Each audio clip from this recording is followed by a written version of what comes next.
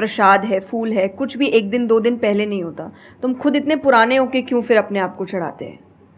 जब आप रिजिड हो चुके हैं, जब आपको आगे कुछ काम खास करना नहीं है, आप रिटायर हो चुके हैं, तब आप उस स्पिरिचुअलिटी का करेंगे क्या? आपके लाइफ में कोई चैलेंजेस होंगे ही नहीं जब सामना करने के लिए। तो स्पिरिचुअलिटी मतलब सिर्फ पूजा पाठ नहीं होता। मंत्र, जैसा मैंने लिसनिंग एक्सरसाइज बताई, वैसे ही मंत्र चैंटिंग भी एक बहुत बड़ी एक्सरसाइज है कि आप मंत्रों का उच्चारण करते हैं मेडिटेशन में, क्योंकि जो पावर, जो वाइब्रेशंस वो साउंड रखते हैं, वो आई थिंक दुनिया में और कहीं नहीं है। तो वो आपके करियर के लिए, कंसंट्रेशन पावर के लिए, कॉन्फिडेंस के लिए, मेमोरी पावर के लिए, सबके लिए बहुत अच्छा है। तो आपको यही समझाना है कि आप स्पिरिचुअलिटी का मतलब, एक तो पहले ये पर्सपेक्टिव हटा दें कि हम सब त्याग देंगे, हम सब छोड़ देंगे। ऐसा कुछ भी नहीं होता। गीता जी में स्पिरिचुअलिटी का ज्ञान उसको दिया गया है जिसको आगे जाके राजा बनना है। अर्जुन को, उसके पास क्या लग्जरी नहीं है, राज्य नहीं है, पैसा नहीं है, क्या नहीं है। तो अध्यात्म का मतलब कभी भी नहीं होता सब कुछ छोड़ देना, सबके बीच रहना है, पर इस तरीके से रहना है कि वो आप पर हावी ना हो। हर चीज़, यही अध्यात्म है, यही स्पिरिचुअलिटी है कि बाहर की चीज़ें यहाँ ट्रबल ना कर सके, बस इतना ही करना है।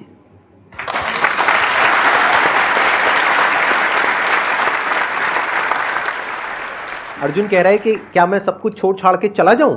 और भगवान कृष्ण उसको क्या बोल रहे हैं कि अभी जो तुम्हें करना है उस पर ध्यान दो।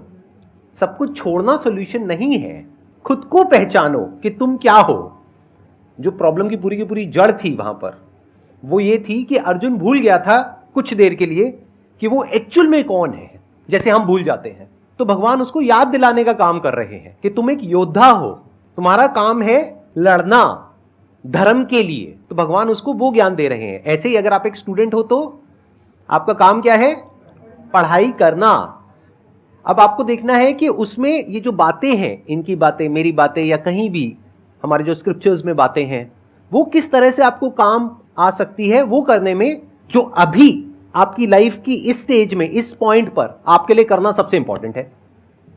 तो स्पिरिचुअलिटी 2 तरीके की हो गई। एक वो जो आपको भटका रही है, यानी कि वो लोग जो खुद अच्छे से नहीं समझ पाए स्क्रिप्चर्स को, वो आपको क्या कहेंगे कि सब कुछ छोड़ दो। और दूसरे वो जो एक्चुअल में समझ गए हैं कि क्या बात करी जा रही है, तो वो आपको क्या कहेंगे कि जो भी कर रहे हो उसको करो, अच्छे से करो, पूरे ध्यान से करो, पूरी ईमानदारी से करो, उसमें कोई कमी मत छोड़ो, क्योंकि यही आपको हेल्प करेगी लाइफ में आगे कुछ भी करने के लिए। अगर आज आप अपने काम को ढंग से नहीं कर पा रहे, तो कल अगर स्पिरिचुअलिटी में आपको कोई इंक्वायरी करनी है, स्क्रिप्चर्स को समझना है, क्या वो आप ईमानदारी से कर पाओगे? आप अगर अपना काम ठीक से कर रहे हैं, आपके इंटेंशंस अच्छे हैं, आप ऑनेस्ट हैं, आप पेशेंस रख रहे हैं, आप स्पिरिचुअल है। तो इसीलिए आपको बस अपना काम, जो उन्होंने सही कहा, एकदम ठीक से ईमानदारी से करना है। क्योंकि अगर यहाँ ईमानदार नहीं, क्योंकि जो आपका काम है, तो फिर कहीं और तो ईमानदारी की फिर बात ही क्या कर सकते हैं हम। मैम मेरा कुछ आप दोनों से ही है मेरा क्वेश्चन कि रियल फ्रेंडशिप का एसेंस आज खोते जा रहा है। हम सैटरडे संडे को पार्टी तो कर रहे हैं फ्रेंड्स के साथ, लेकिन जब रियल फ्रेंडशिप का टेस्ट होता है तो most of the friends fail हो जाते हैं, और हम भी फेल हो जाते हैं उसमें अपने दोस्तों। हम ये तो भूल जाते हैं कि वो हमारे दोस्त नहीं है अच्छे, तो हम भी तो नहीं हैं। तो ये चीज़ हम रियल फ्रेंडशिप को आज कैसे वापस उसके एसेंस को रीजनरेट करें और खुद भी दूसरों के अच्छे दोस्त बने। दोस्ती बहुत बहुत ज़रूरी होती है, और इस पे भी मेरा एक छोटा सा वीडियो है कि आप फ्रेंड्स को आइडेंटिफाई कैसे करें, या वही जो क्वालिटीज़ है वो खुद में भी कैसे लाएं। तो सबसे पहली क्वालिटी यही है कि हम जो सिर्फ सैटरडे संडे जिन दोस्तों से पार्टी करने के लिए मिल रहे हैं, वो आपके दोस्त नहीं होते हैं। वो आप बस एंटरटेनमेंट के लिए, आपको मस्ती करना है, मज़ा करना है, तो आप मिल रहे हो। लेकिन एक्चुअल जो आपके दोस्त होते हैं ना, वो आपको भी सिखाते हैं, आप उनको भी सिखाते हैं, वो आपके साथ ग्रो करते हैं। और जैसा आपने कहा एसेंस, जैसे मैं मेरे पेरेंट्स के जो दोस्त हैं, सालों से इक्के दुक्के हैं, लेकिन अभी तक है। और अभी भी हम, कई बार ऐसा लगता है कि आप ऐसे कैसे बात कर रहे हो उनसे, तो वो कहते हैं हमारे दोस्तों को अपने दोस्तों जैसा मत समझना कि हम 1-2 बोल देंगे या 1-2 चीज़ें हो जाएंगी और हमारी दोस्ती टूट जाएगी। हमारी दोस्ती इस चीज़ पर नहीं बनी है। वो अगर महीनों भी एक दूसरे से नहीं मिल रहे हैं, या 1 साल तक भी उन्होंने बात नहीं की है, वो 1 साल बाद भी फ़ोन करते तो वो वैसे ही होते जैसे वो 1 साल पहले थे, जहाँ उनकी बात छूटी थी, बिल्कुल वैसे। तो सबसे पहली चीज़ कि यही कि ज़रूरी नहीं है आपको अपने दोस्तों से हर एक इंटरवल में मिलना है, तभी आपकी दोस्ती कायम रह सकती है। क्योंकि अब लोग आगे बढ़ रहे हैं, बिजी हो रहे हैं, काम कर रहे हैं, दूसरे शहरों में पढ़ने जा रहे हैं। अगर आपकी दोस्ती सिर्फ मिलने मिलाने से और मस्ती करने से, तो वो दोस्ती नहीं है। तो ये सबसे पहली चीज़ है कि जो आपको आपके सिचुएशन को समझे, वाइस वर्सा आप उसके सिचुएशन को समझिए कि दोस्ती है पर ज़िंदगी भी है, काम भी है, मेहनत भी है, परिवार भी है। सबसे बड़ी तपस्या, सबसे बड़ा तप मैं कहती हूँ गृहस्थ जीवन ही है। Thank you for the compliment. उसमें आपको इतना कुछ करना पड़ता है, वो एक सिचुएशन को समझना ज़रूरी है। दूसरा, आजकल जो एक ट्रेंड बन चुका है कि फ्रेंड्स सपोर्टिव होने चाहिए, तो सपोर्टिव का मतलब ये नहीं कि तुम गलत भी करो, तो जो कर्ण और दुर्योधन की दोस्ती थी कि नहीं भाई पाप भी कर, मार, गलत कर, मैं तो साथ खड़ा हूँ, ये दोस्त नहीं होते। ये बहुत बड़ा पॉइंट बोला है इन्होंने, अभी इसके बारे में मैं बात करूँगा। तो ये दोस्त नहीं होते हैं। दोस्त आपको आपके पास खड़े रहेंगे सपोर्ट में, लेकिन ये हर वक्त बताएंगे कि तुम गलत हो, तुम गलत कर रहे हो, इसकी सज़ा मिलेगी। तो ये सच्चे दोस्त होते हैं। तो आप या तो कहते हैं ना कि कृष्ण जैसे दोस्त बनो, खुद ही बनो। बात यहीं आती है, कृष्ण जैसे ढूंढने से पहले कृष्ण जैसे दोस्त बनो, कि जो हर वक्त बताने। कृष्ण कभी अलग नहीं हुए अर्जुन से। जब वो कहने लगा कि मैं नहीं लड़ सकता, ये नहीं, उन्होंने उस वक्त बहुत डांटा कि क्षत्रिय है, ये तरीका है बात करने का, ऐसे बोलते हैं, तो इतना बड़ा महाबाहु है, बड़े बड़े नाम बताए, याद दिलाया कि तुम कितने अच्छे हो। तो सबसे बड़ा दोस्त का आई थिंक क्वालिटी यही है, जो सपोर्टिव है लेकिन गलत चीज़ों में नहीं है, वो हर वक्त सही के लिए आपके पास खड़े हैं। और तीसरा जो मैं सबसे अच्छा कहती हूँ कि आपकी और उनकी मेंटालिटी मैच होनी चाहिए। आपको ये समझना है कि अगर मेंटालिटी एक नहीं होगी, तो भले ही आप अपने पेरेंट्स को कितना ही कह ले कि हम कुछ नहीं करेंगे, अरे हम तो सिर्फ घूम रहे हैं, अरे हम वैसा कुछ नहीं करेंगे, करोगे, एक ना एक दिन ज़रूर करोगे, क्योंकि ये ह्यूमन नेचर है। आप जिसके साथ ज़्यादा समय बिताते हो, धीरे धीरे उसकी क्वालिटीज़ कुछ आपके अंदर आती है। तो ज़रूरी है कि वो बिहेवियर, वो पैटर्न, वो मेंटालिटी, वो माइंडसेट मैच होनी चाहिए दोनों की, तभी आप एक साथ ग्रो कर सकते हैं। वरना वही सैटरडे संडे मिलना और ज़िंदगी खराब करना, यही हो पाएगा बस। Excellent point. ये समझना इतना इंपॉर्टेंट नहीं है कि दोस्ती क्या है, ये समझना ज़्यादा इंपॉर्टेंट है कि दोस्ती क्या नहीं है। अगर आपका जो दोस्त है वो कुछ गलत कर रहा है, तो उसका साथ देना दोस्ती नहीं है। क्योंकि अगर आप गलत में भी उसका साथ दोगे तो वो और पावरफुल हो जाएगा, वो और बड़ा गलत काम करेगा। मानो आपका दोस्त पी करके गाड़ी चला रहा है, तो दोस्ती ये नहीं है कि उसको बोलना कि हाँ चल कर कर कर कर कोई नहीं, और बड़ा और बड़ा और बड़ा नहीं। उस वक्त क्या बोलना, गाड़ी रोक, मैं उतर रहा हूं। अब उसके बाद आपका क्या होगा वो बाद में देखेंगे, वो डिपेंड करता है कि आपको कहां उतारा उसने। जो इन्होंने एग्जाम्पल दिया दुर्योधन वाला, बहुत इंपॉर्टेंट है वो समझना। ऐसे लोगों से दूर रहो, ये दोस्ती है। दोस्ती को तोड़ देना दोस्ती होता है बहुत बार। कई बार लाइफ में ऐसा पॉइंट आ जाता है जो एक धर्म संकट के जैसा होता है, जहां पर जा करके आपको साफ नजर आ रहा होता है कि ये जो इंसान है ये सिर्फ अपना ही नहीं मेरा भी सर्वनाश कर देगा। ऐसे लोगों को छोड़ देना दोस्ती है। फिर अगर उसके अंदर इंसानियत वापस से जागती है तो वापस से वो अगर आपके पास में आता है तो ठीक है, नहीं आता है तो कोई बात नहीं, छोड़ दो ऐसे दोस्त को।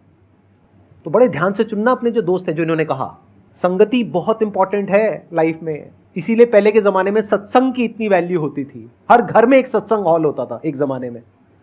आज जैसे हम सत्संग का नाम सुनते हैं हमारे माइंड में कुछ और ही आने लग जाता है। सत्संग मतलब सत्य के संग।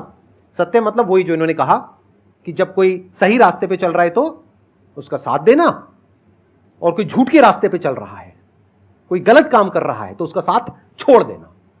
तो सत्य के साथ रहना। वो लोग जो सत्य बोलते हैं, वो लोग जो सत्य की राह पे चल रहे हैं, वो लोग जो धर्म की राह पे चल रहे हैं। ये वर्ड सुनने में आपको थोड़े से पुराने लगेंगे, लेकिन अगर इसकी डेप्थ को आप समझोगे तो अंदर से आप समझ पाओगे कि मैं क्या बोल रहा हूं, किस लेवल से बोल रहा हूं। Hello sir, hello ma'am. Ma'am मतलब कई बार हम सुनते भी हैं, बहुत जगह देखते हैं, और कई बार बहुत बार हम पढ़ते भी हैं। मैम मुझे ये पूछना है कि मैम भक्ति क्या है, मतलब भक्ति क्या होती है? आज ये ज़माना अलग हो गया है कि भगवान से भी लेन देन का मामला चल रहा है कि आप मेरा ये काम कर दो तो ये हो जाएगा, और काम एक भी नहीं हुआ तो भगवान बदल ले, कि भाई कहीं और माथा टेकते हैं, यहाँ तो काम हो नहीं रहा। तो ये भक्ति नहीं होती। तो एक तो जो परसेप्शन भक्ति का बन गया है कि भजन कीर्तन पूजा पाठ कर लिया और भक्ति हो गई। भक्ति का असल मीनिंग है सरेंडर, समर्पण। और समर्पण व्यक्ति कब करता है? जब पहला चीज़ विश्वास होता है कि वो जो भी करता है वो सही करता है। मुझसे कई बार लोग पूछते हैं कि आप बहुत ज़्यादा डिप्रेशन में नहीं जाते, या कोई आपने सब कुछ देखा है, चाहे स्ट्रगल है, इंसल्ट है, रिजेक्शन है, हर फील्ड में हर चीज़ होती है। अगर आप आगे बढ़ रहे हैं, कोई पोजीशन पे जाने की कोशिश करें, तो आपको इनका सामना करना पड़ेगा।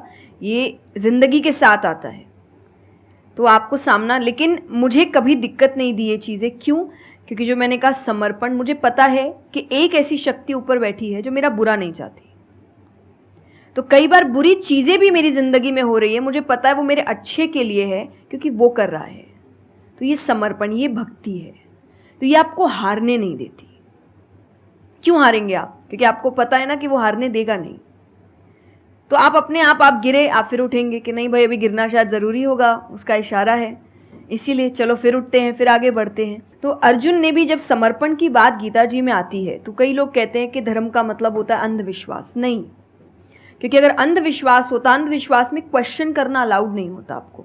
गीता अगर सिर्फ भगवान की बात होती तो 2 पन्ने में ख़त्म हो गई होती।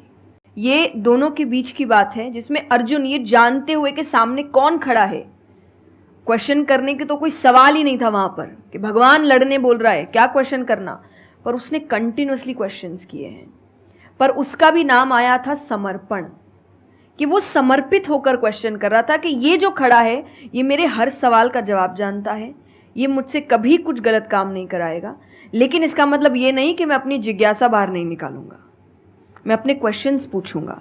तो भक्ति का अर्थ यही होता है कि पहला निष्काम होता है। क्या फ़ायदा मत ढूंढिए कि मेरा काम नहीं हुआ तो भगवान है ही नहीं। भाई भगवान कहाँ है? भगवान होते तो ऐसा होता क्या? वो तो इंसान है, इसीलिए ऐसे हो रहे काम। भगवान ने तो सबको देखे, बच्चा तो मासूम ही होता है, बड़े होके खराब हो जाता है। कोई बच्चा गलत आपने देखा है क्या? छोटा सा बच्चा ही डॉन बनने के बारे में सोच रहा है, वो तो बच्चा ही होता है, मासूम होता है, सच्चा होता है। तो भगवान इसलिए कहते बच्चे भगवान का रूप है, क्योंकि वो एकदम प्योर होते हैं। बड़े होने के बाद हम काम खराब करते हैं और नाम फिर हम भगवान का देते हैं, क्योंकि हमको इल्ज़ाम लगाने के लिए लोग चाहिए। ये फेलियर्स के लिए भी, आप फेलियर्स के लिए भी हम कहते हैं मेरा काम अच्छा नहीं था, मेरा समय अच्छा नहीं था, मुझे पेरेंट्स ने सपोर्ट नहीं किया, मेरे पास ये नहीं था। वरना अगर देखा जाए इन्हीं सिचुएशन में कई लोग हैं जो काम करके आगे बढ़ जाते हैं। तो करने वाला तो कर लेगा, नहीं करने वाला इल्ज़ाम लगाएगा। तो वो इल्ज़ाम अभी हमें ऐसे दिखता है, एक ऐसा कोई है जो सामने तो खड़ा नहीं है, भगवान लगाओ इल्ज़ाम। एक फ़ोटो है ना इंटरनेट पे कि भगवान खड़े, छोटी बच्ची खड़ी है, छोटी बच्ची के हाथ में एक टेडी बेयर है, तो भगवान वो मांग रहे हैं और वो बच्ची बोली मुझे बहुत अच्छा लगता है, मुझे नहीं देना। उसको नहीं पता कि भगवान के पास पीछे एक बड़ा सा टेडी बेयर रखा है और भगवान उसको कह रहे हैं कि बस दे दो और मुझ पे विश्वास रखो कि वो दे दो। छोटी चीज़ जो तुमसे, आपको वो बुरी लग रही है उस वक्त कि मेरे साथ गलत हो गया या मेरा छोटा काम नहीं हुआ, मैंने तो इतनी पूजा की थी, इतना काम किया था, शायद तुम उस काम के लिए नहीं बने हो, तुम और बड़े चीज़ के लिए बने हो।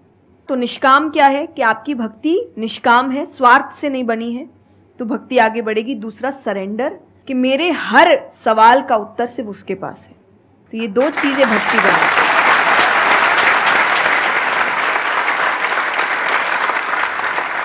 मेरा मन कर रहा है कि मैं बैठ करके बस आराम से आपको सुनता रहूं, मेरे को इतना अच्छा लग रहा है। आप प्लीज थोड़ा सा और बोलिए इसके बारे में, भक्ति के बारे में। मुझे सही में बहुत, कितने लोग चाहते हैं कि थोड़ा और बोले? हाँ, क्योंकि इनसे अच्छा कोई नहीं हो सकता इसके बारे में बोलने के लिए। मेरे को पता है आपके पास में और बहुत कुछ है बोलने के लिए, थोड़ा सा आप प्लीज और बोलिए। ये 2 चीज़ें जो भक्ति में। तीसरा हम जब करते हैं सत्संग, जो उन्होंने कहा सत्संग का एक सत्य के संग। तो सत्य कौन है? जब हम शास्त्रों में देखते हैं, सबसे पहला श्लोक जो श्रीमद् भागवत में आता है, वो भगवान का स्वरूप बता रहा है। उसमें है सच्चिदानंद रूपाय। सच्चिदानंद का मतलब होता है 3 चीज़ें मिलकर बनती है, वो है सत, चित और आनंद। जो ये 3 चीज़ों को जीवन में समझ लेगा सही से, उसने भगवान को समझ लिया, क्योंकि भगवान का रूप ही सच्चिदानंद है। तो सबसे पहला है सच, जो कहा गया सच की राह पर चलो। जो हम ये एक्चुअली आपने एग्जैक्ट वर्ड उस वक्त बोले, मैं अपनी कथा में भी कहती हूँ कि आजकल हम इतनी छोटी छोटी बातों पे झूठ बोलते हैं कि हम किसी से मिलने जा रहे हैं और हम घर से भी नहीं निकले, अरे 5 मिनट, अरे सिग्नल पे खड़ा हूँ, अरे बस पहुँच गया, अरे क्या हो गया। वो 2 बातें तो सुनाएगा ना सिर्फ कि तुम समय लेकर नहीं आए, पर हम इतनी इतनी सी बातों में झूठ बोल रहे हैं। ये हमें लगता है कि कोई बड़ी बात नहीं, पर ये बहुत बड़ी बात है कि आप इतना भी सच का सामना नहीं कर सकते, और फिर हमें लगता है कि हम लाइफ की जो प्रॉब्लम्स है उसका सामना कर लेंगे, खुद के सच का तो सामना कर नहीं पा रहे हैं। जिंदगी का सच सामने आएगा तब तो बैंड ही बज जाएगी पूरी, क्योंकि वो कठिन है। जिंदगी आसान नहीं है, किसी के लिए नहीं, भगवान के लिए भी नहीं हुई। आप राम जी को उठाइए, कृष्ण जी को उठाइए, जब तक यहाँ रहे कोई सुखी नहीं रहा।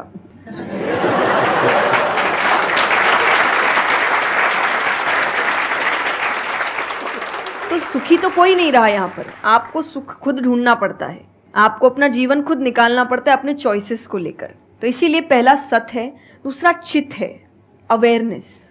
हम अवेयर नहीं है चीज़ों को लेकर, हम इग्नोर करते हैं। अवेयरनेस और इग्नोरेंस ये ऑपोजिट्स हो गए कि आप कोई भी चीज़ आपको समझ नहीं आ रही है, नहीं है। मैं अधिकतर नास्तिक लोगों को आप देखिए, उनको अगर पूछे ना भगवान को मानते हैं, तो उनके पास एग्जैक्ट रीजंस नहीं होते कि क्यों नहीं मानते। बस नहीं है, दिखा नहीं, मुझे नहीं दिखा तो नहीं है। तो तुम्हें तो बहुत चीज़ें नहीं दिख रही। मेरे पापा इस पर मैंने एक बार उनसे क्वेश्चन किया था कि बोले तो पापा कैसे जवाब दे। तो पापा बोले उनको पूछना उन्होंने अपने परदादा को देखा था। देखा तो नहीं होगा,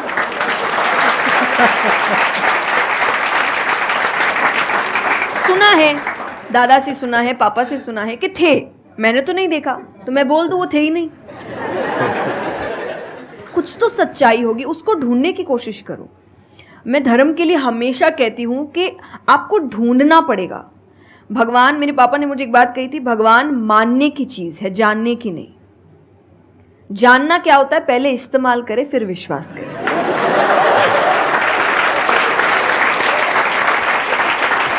कि पहले देखेंगे है कि नहीं है, फिर बताएंगे। तो वो तो भगवान है, वो कहेंगे देख मैं भी घुमाता हूँ।